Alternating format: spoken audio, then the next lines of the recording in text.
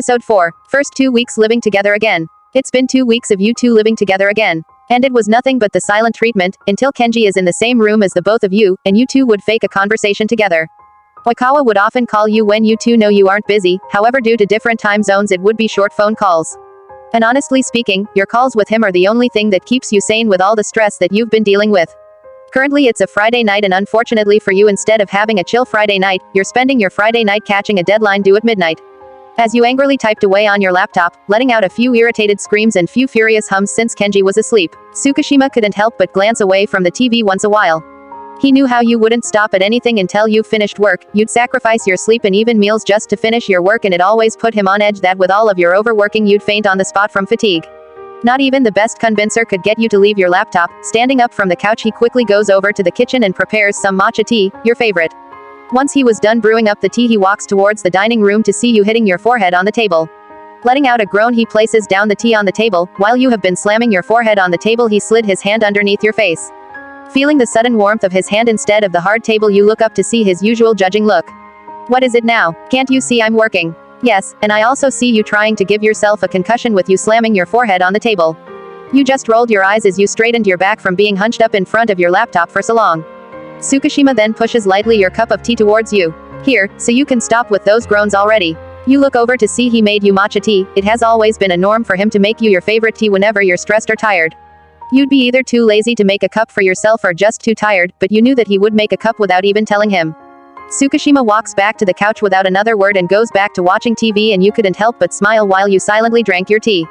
Seeing you enjoy the tea made his heart skip a beat, stealing a glance every once in a while when you aren't looking. And now hit send, and I'm done, finally. Raising your hands up in the air, doing a little victory dance in your seat, fixing up your working area and quickly washing your cup, you finally head upstairs for bed. But before you left you look back to Tsukishima. Hey, thanks for the tea earlier, it really helped. No problem, Tsukishima. What? Nothing. Good night, YN. Yet another deafening breakfast with Tsukishima fills the whole house. He was over the kitchen aisle while you were busy eating in the dining room, no one said a word. After a while you heard a knock on your front door as you told them to come in. You're supposed to check first who it is. Hey YN, we stopped by some tarts on the way if you wanted some. Also some mochi. What in the world? Yamaguchi and Yachi stopped in the middle of room, observing the great distance you and Tsukishima had with each other. Oh wow, now this is what I call boundaries. Tsuki, please explain this North and South Korea situation you both have right now. Ask her, she was the one who set this 6 feet thing, that is still absurd and unnecessary. Sorry but I don't listen to such irrelevant opinions, childish, I tell you. He raises his arms in defeat, putting his dishes in the sink and grabs his phone and headed towards the front door. It's your turn on dish duty, BWEHH, MEWEHH. You both stuck out your tongues at each other as Tsukishima slams the door close while munched on your cereal. What have just we witnessed? What we've witnessed, Yamaguchi-kun, is 2 adults with the mind of children fighting. Excuse me, the so-called adult with childlike mind is literally sitting right in front of you guys. Come on in you two, though I would advise you guys to stay 6 feet. No, they're fine, YN. You sprung out your seat and came running into Kogan's open arms as you both jumped in glee, ecstatic to see each other. Wow, miss this angry bird look alike that much, YN. Shut up your tennis ball looking ass, Kyo. Despite roasting the boy's hair you both still shared a hug while he ruffled the top of your head. Tsukishima could help but sneer at the fact how you were a bit too close with your little reunion with his friends, while Yamaguchi and Yachi shared looks of amusement at Tsukishima's jealous face. Tsukishima then came over and grabbed Kogan by the back of his shirt and pulled him away from you. I think that's enough, too close for comfort you ass. Tsuki, don't you think you miss each other too much? The 3 of us are phone pals. And what do you guys even talk about? You smirked at the boy, walking back to the dining room to finish some work with Yamaguchi and Yachi. You talk about me, YN. We backstab you dumbass, Kiyotani joked as he and Kogan snickered at the offended boy, settling on couch leaving the Tsukishima by the front door. Because that was the time when you suddenly left. You muttered while you just typed away on your laptop, quietly continuing to work, until you heard a familiar song play in the background. Raising your head a bit you glanced towards Yamaguchi and Yachi if they were playing the song, but they were just as confused as you, until your eyes went over towards the trio in the living room. Isn't that 1,000 years? Yep, guys, don't mind it YN, better said than done. Why what's up? Silent YN and Yamaguchi. Please explain. I think this was played on one of their dates. How could you forget, Kyo? Because I didn't. It was on their first anniversary after they bought the house. Wait, really? I didn't know that. Remembering that night you felt your chest tighten while you just gripped on your pencil hard. Yamaguchi saw this and just placed his hand on top of yours, rubbing his thumb on your knuckles to calm you down. You should have seen Suki's face when he talked about that night with us. Him and YN slow dancing in the living as the music played in the background. Then they both look at each other lovingly, the world around blurs and only them are left. And then Suki held YN's face. Stop the music, then he suddenly kiss, enough. You suddenly snapped, making all of them jump, quickly grabbing your composure as you look back at them. I'm sorry boys, but we're trying to work here for an upcoming project, but we can't focus with the noise you three are making.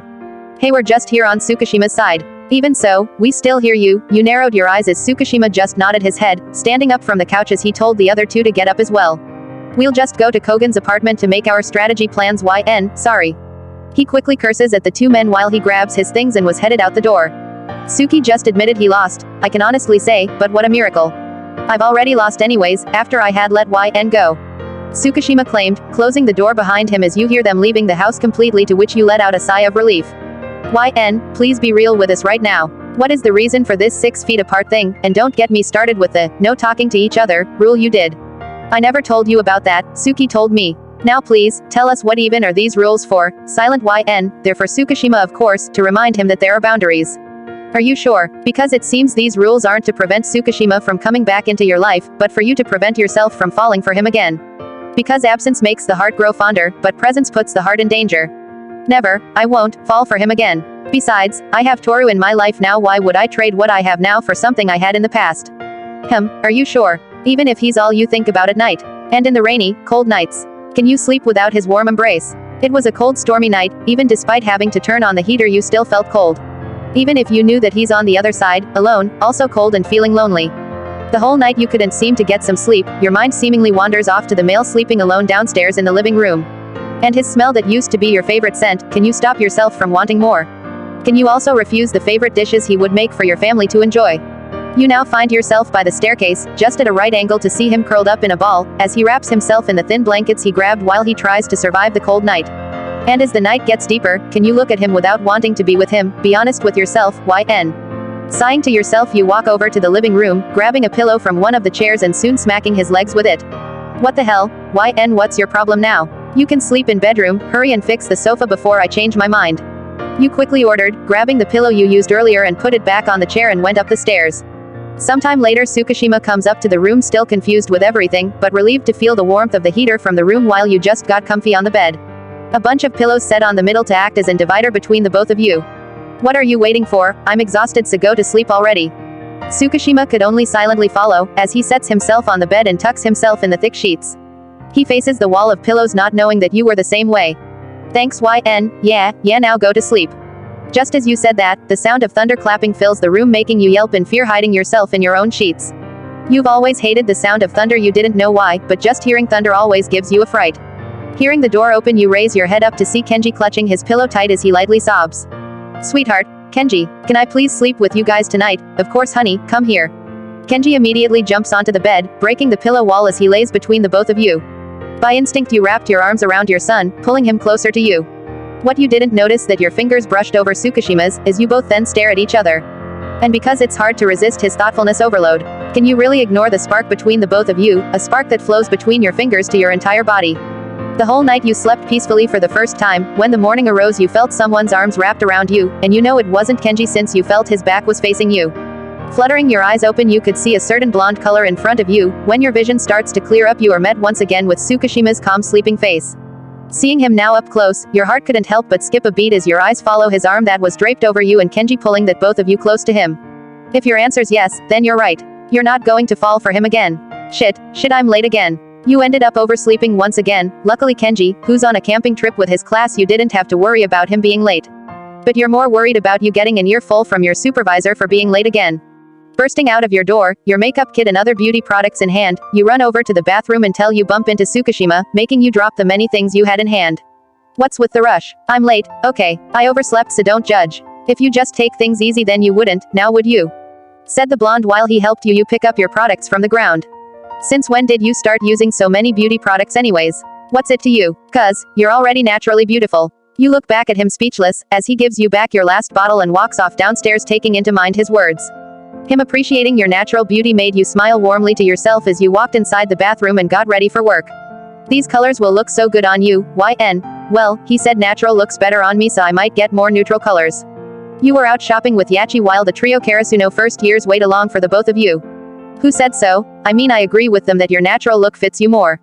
Well of course it's Oikawa-san, they are dating. You glance at Hinata and Kageyama, staying silent as your smile soon dropped as you walked away to find a sales lady. Wait, it isn't Oikawa-san, silent yams, I'm telling you to stop that. But Yamaguchi-kun, it looks good on her. But I know that story all too well. You're listening again, you're believing again, you're agreeing again, he's fooling you again and now you're back to being naive. Listen to me, don't repeat the same mistake again, I'm the one who's afraid you'll fall for it again. You couldn't say a word as you just fiddle with your finger, while Yachi came to calm down Yamaguchi while Hinata came to your side. Wow, are we still talking about makeup products here? Yeah, plus we are so harsh on Tsukishima, he's your best friend for fuck's sake. I know, but we're talking about YN here, who is clearly taken and happy with her relationship with Oikawa-san. As much as I love Suki, I don't want him to hurt YN again. Well, why does he have to take the blame for everything? If he doesn't want to leave, then why doesn't YN leave instead? You four look at Yachi bug-eyed as she quickly explains what she meant. I mean, if it were me and I had someone who wouldn't leave, I won't draw a line or make rules, I would leave. Unless I really want to be around him, because I missed him.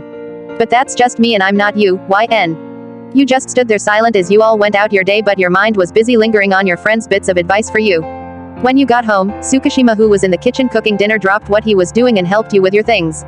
You guys really went out, huh? Go ahead and change out your shoes, leave the cooking to me. I'll just bring these up for you. He advises while he just pat the top of your head while you just look back at him with a sad look on your face. You alright? Did something happen? Huh. Oh, nothing, don't worry, alright then. Just as Tsukishima leaves to go upstairs, your phone vibrates from your pocket, pulling it out you see Oikawa's caller ID. Pressing answer, you put your phone against your ear and heard his voice. Hey princess, how've you been doing? How was shopping with Ya-chan? You couldn't help but start to tear up, you didn't know why but you just started to silently let your tears fall. Princess, you still there, huh? Is everything alright? Yes, everything's okay Toru. If you say so. YN, yes, I'm sorry I haven't been calling lately. I love you, I love you too Toru. Hey kiddo, what's with the long face? You haven't said a word ever since you came home from school, did something happen? Did someone bully you again? No mama, no one bullied me, it's just. Kenji lets out a sigh, making you and Tsukishima look at each other in worry. Tsukishima then pat Kenji's back in comfort. Hey, don't be afraid to tell us what's on your mind, we'll listen honey. It's just that, Parents' Day is coming up and I know you and Dad aren't on the best of terms, but I just want you two to be there. Oh honey, of course we'll be there for you. Even despite me and your mother's differences, when it comes to you we'll work together no matter what. Thank you mama, dada. He then walks over to you, wrapping his arms around you as he cries tears of joy on your shoulder. Glancing over to Tsukishima, you signaled him to come over and join in the group hug. He nodded his brow in confusion, reminding you of the 6 feet thing, but you just shook your head at him. Just come here already, forget about it. Tsukishima couldn't help but smile, mouthing a thank you before he comes over and hugs the both of you. When is the Parents' Day honey, so I can ask an early leave to make time to attend, this coming Wednesday. 3 days from now? Yep. Why? And why did you hesitate? You then look to Tsukishima, your gaze turning serious while he gently pulls away. 3 days from now, we have a match, so. Can you just ask to not be in it? YN, I'm on the starting lineup, so you're not coming. Kenji, I didn't say, all I ask is to spend time with you dad, is that so much to ask of you? Kenji runs up to your room before Tsukishima could even explain himself to him, leaving you two alone. Why would I ever think you'd actually change? You stood up from your chair about to walk out the room when Tsukishima grabs your wrist. Ga, let me go, I will be there, I promise. And you think I'll believe that after your other half meant promises? I doubt. Pulling your arm out of his hold, you glared at him one more time before you went out the door instead for some fresh air. Tsukishima then went upstairs, towards his son's room, lightly knocking on his door. He opens the door to see Kenji on his bed crying softly. Kenji, go away. Tsukishima walks up to his son, sitting by his bed. Kenji, please look at me. Lifting his head from his pillow, Tsukishima pulled Kenji to him close. I'll always make time for you Kejin, you know that, but you have a game. Among many more in the future. Kenji, I promise you, I'll be there, okay? You promise, cross my heart. To be continued.